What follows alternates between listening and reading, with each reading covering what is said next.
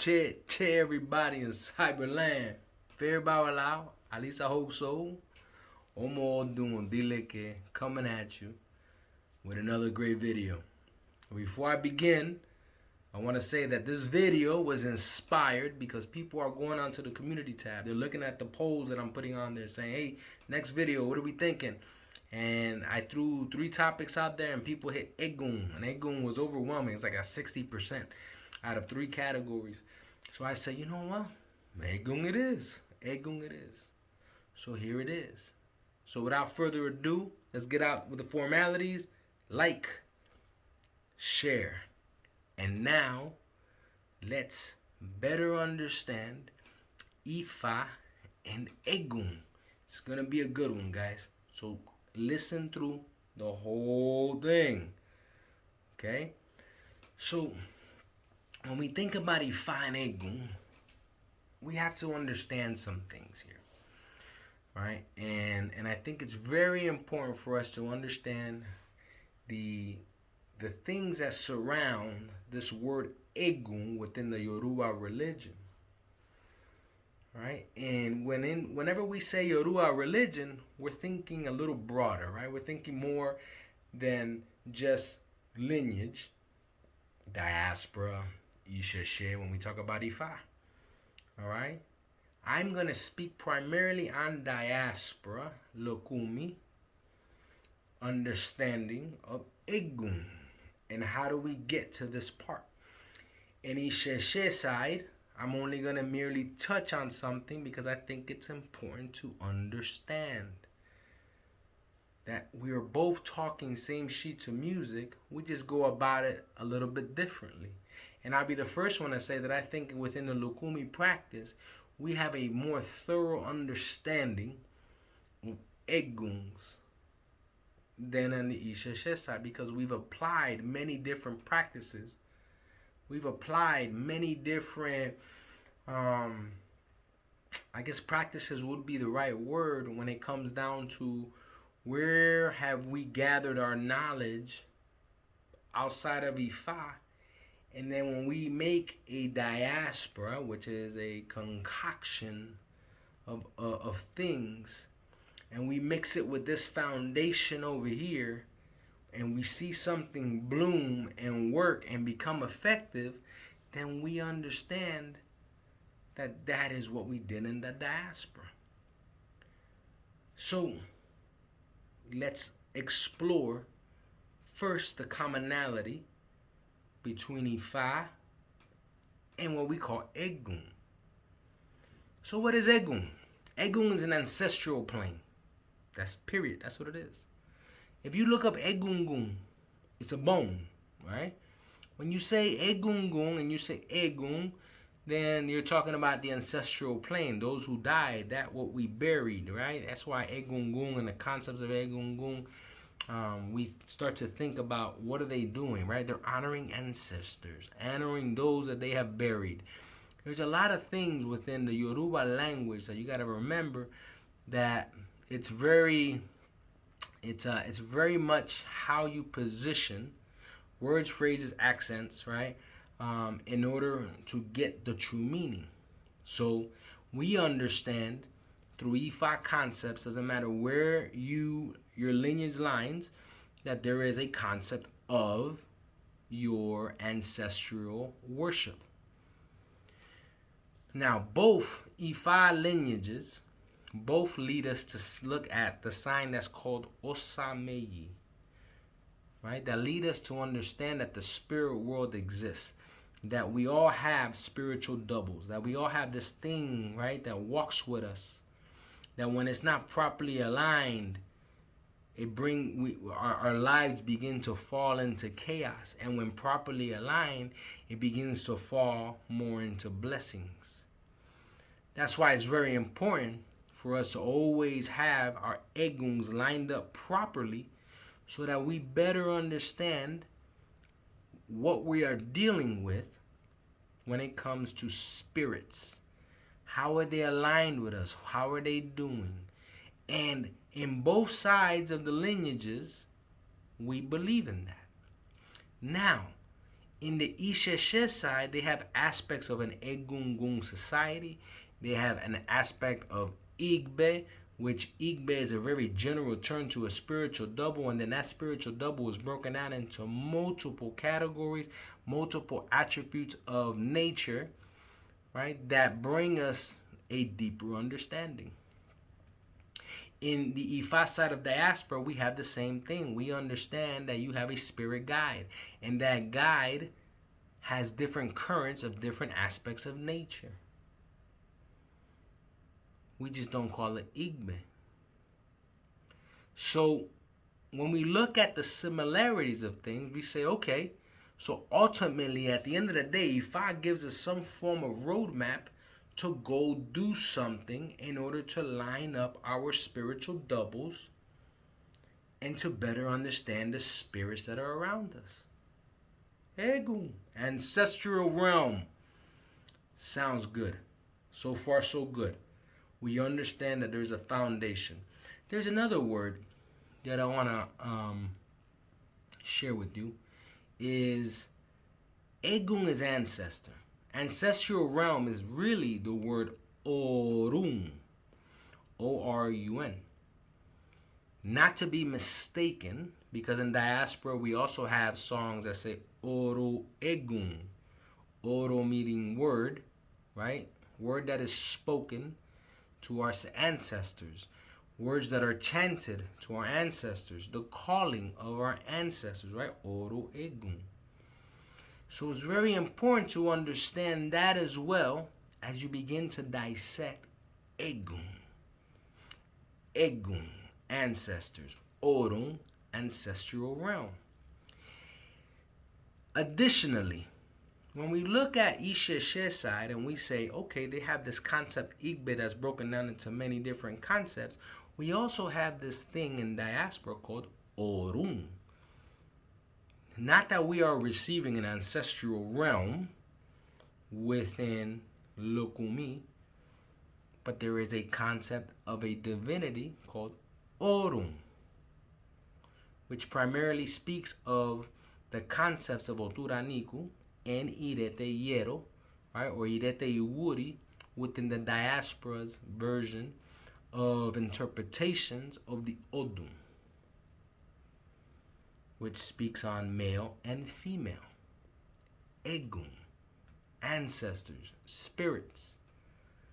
So then we go even deeper now. And we say, okay, Osamei brings us together. We understand that the male and female are solidified in Egum, in Oturaniku, and Irete Yero. So then we say, okay, what else is there? We also look at the spiritual realm, right, Oru, and we begin to dissect even that world a little bit further through signs like Oyekumei, the Kingdom of Iku, or the doorway from heaven to Orun. So Olorun to Orun, which is solidified through Ofunwiwuri. And then we look at and we say, man, the Kingdom of Iku, man, Iku's a king. He's sitting in the land of the dead because he's chomping up on them. He's taking them out, right? That's Iku. Iku's death. So every kingdom has to have a king. Okay. So the Kingdom of Iku. And every king needs a throne. And we see mention of the throne of Iku in Olbesa. And then we start to dig even further. And we say, wait a minute. We have this thing called Awoni Orumilas, Babalaos. And we even have Eggun signs, right? Within even ourselves to represent ourselves. To represent those who have passed away who were Awoni Orumilas. And I sit back and I say, this Eggun thing is a serious matter. This Eggun thing you have to get right. This Eggun thing is not something that you can mess around with. So then I start to think, Well, if Eggun is so important, then how and how do we better align ourselves with the understanding of Eggun? So here is my suggestion, right? I gave you a whole bunch of Odus, right? Within Ifa, I gave you a little bit of understanding of the Isha, and I gave you a little bit of understanding of Diaspora. Now that I gave you some general foundation on the Ifa aspects, I want to focus now a little bit on the Diaspora, or probably a lot more on the Diaspora than the Isha, because I am a Lukumi Awoni Orumila. My lineage does things very specific on the aspects of Egum in order to honor those that live in Orum. So let's dive into that.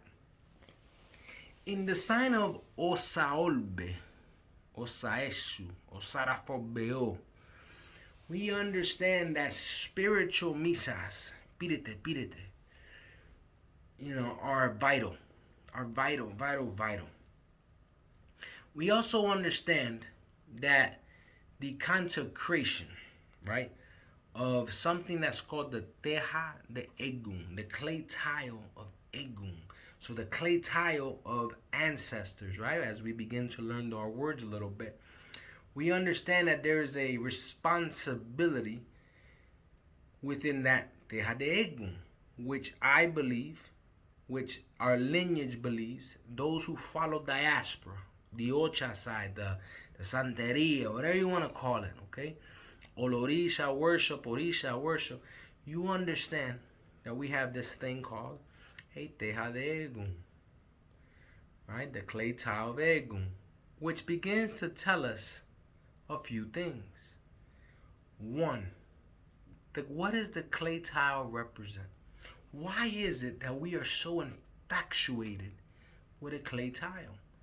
Well, it's because the clay tile is a representation of the earth. And where do we bury our dead? On the earth. Why is the earth so important? Why do we use clay tiles for just about everything? Think about it. Every jar you have is made of a clay tile. Everything that we use is some form of nature. And we have to better understand what the earth has to offer in order to better understand Egum. So the tile of Egum, right? The Teja de Egum is part of our Diaspora lineage.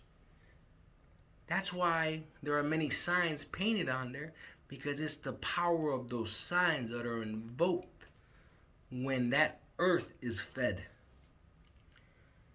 So that's one thing that we can better understand now within the Teja de Eggun. That's why it's important for every Lukumi follower to have a Teja de Eggun. It's necessary. It's mandatory almost. So if you don't have one, please see a Babalao. Maybe hit me up. Let me give you some advice. But you should have that. Very important. And then I go back and I refer back to the Odum of Osarafobeo. And I say, hey, I just told you that there's a sign that talks about spiritual masses, consultations. We have to see the Egguns and see what the Egguns need. We need to align ourselves. So now we have the concepts of spiritual masses. And what does that mean? What is a spiritual mass? Or better yet, what is the concept of a bóveda? What is the concept of an altar? And that's another thing that we use to honor Egguns. We believe within the Lukumi faith, right, of a thing called the bóveda that has many cups that have different commissions, that have different representations. Commissions meaning the commissions of the Indians and the Congos, right? And you begin to kind of see, okay, there's quite a few things there that have always had this spirituality. And these people that have walked the earth and have died and have transitioned to Orum, the ancestral realm, right? And are now walking the earth and attaching themselves to people who had relations with them at one point or another, whether it's 1,000 years ago, 2,000 years ago, 500 years ago. maybe yesterday. So you have this thing called a bóveda, right? Different cups. But let's look at the concept of a bóveda, right? To honor Eguns. Then we have the concept of an altar. What is an altar? Cup of water, right? Candles, flowers. No different than a bóveda, really. It's just a tailored down version dedicated to probably one commission, one Eggun, one spirit of some sort, right? That's an altar. So we honor our Egguns sometimes by an altar.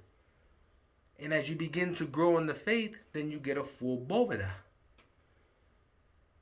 As you grow in the faith, you get your spiritual masses through mediums, what we call spiritualists, who can tap into the spirit world, to Orum, see behind the veil to see who's walking with you. Because that's important. Because here's the thing, ladies and gentlemen. When we are not aligned with our Egguns, when we're not aligned properly with the Egguns begin to distort. Right? They distort our destiny. Not because they want to. Right? Not because they want to. It's because when you're in harmony with your Egguns, then the good things in life start to line up.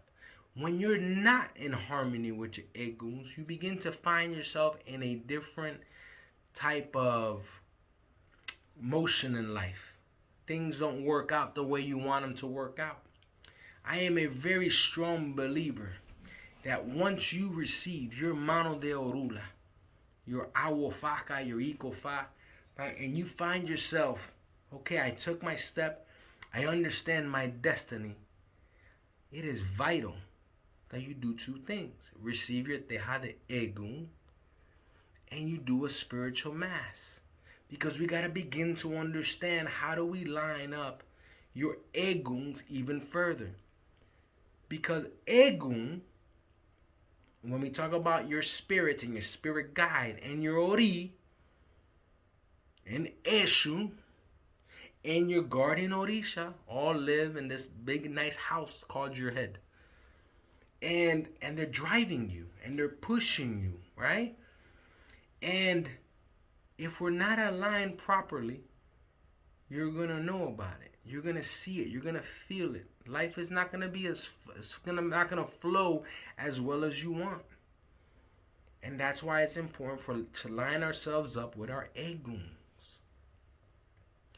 And as time transitions, you will begin to see in the Isha side of the house, you have an Eggun cult. You have the Igbe cults. In Diaspora and Lokumi, you have Palo Moyumbe, where it's going to be necessary for sometimes to get scratched to better align yourself with your Egguns and maybe never do anything else in that society again. Or maybe in Palo Mayumbe, maybe you have to get scratched and maybe you have to go further because you have strong Egguns that need to be aligned properly. You have strong Egguns that if not attended will begin to kind of take away your life force, which means that they're going to take you off of your destiny path. Egguns is a serious matter. This video, before I did it, I had to take some real deep thought on how I was going to introduce this video in order to make it almost novice proof, right? So that way anybody can hear this video and better understand. And that's the idea. And there's different layers to Egguns that we can go.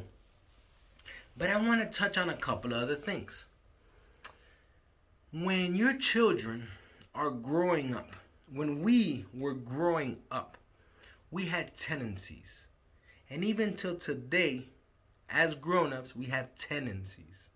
And those tendencies are typically geared by your alignment with your spirit guide, with your Igbe, right? Depending on what lineage we're talking about in Ifa.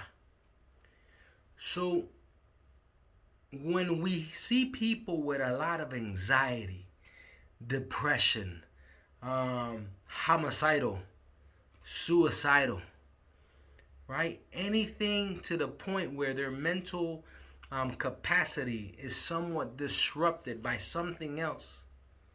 It is no different than if I put two antennas that are throwing out receptions together and they start to interfere with each other, right? The signal gets distorted.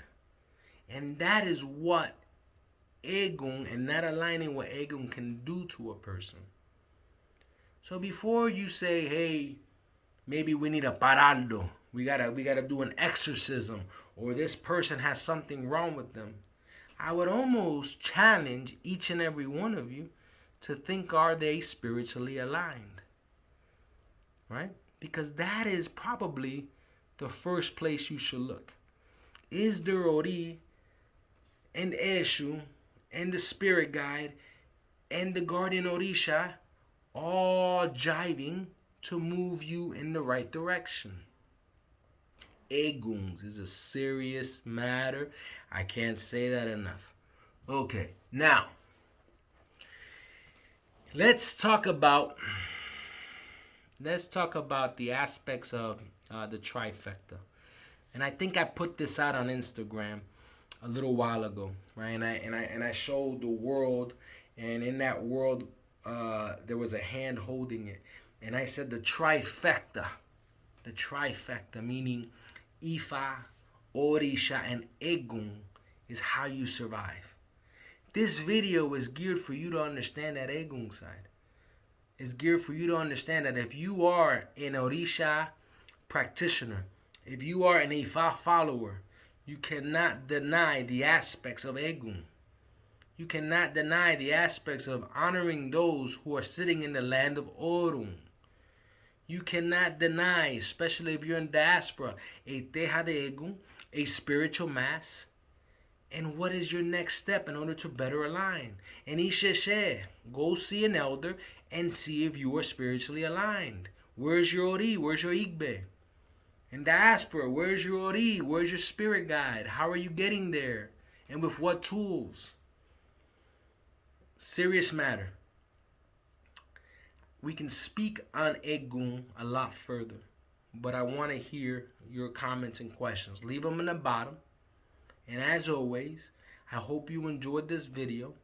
I didn't want to make it too lengthy, but I wanted to give you just enough for you to understand the seriousness of Eggun and how it meshes with Ifa and why is it important in your life. So with that said, Iburu, Iboya, Ibuche, Che, Cyberland. As always, tomorrow is Chango's feast day. Please give thanks to Chango always. My father Fun Chango.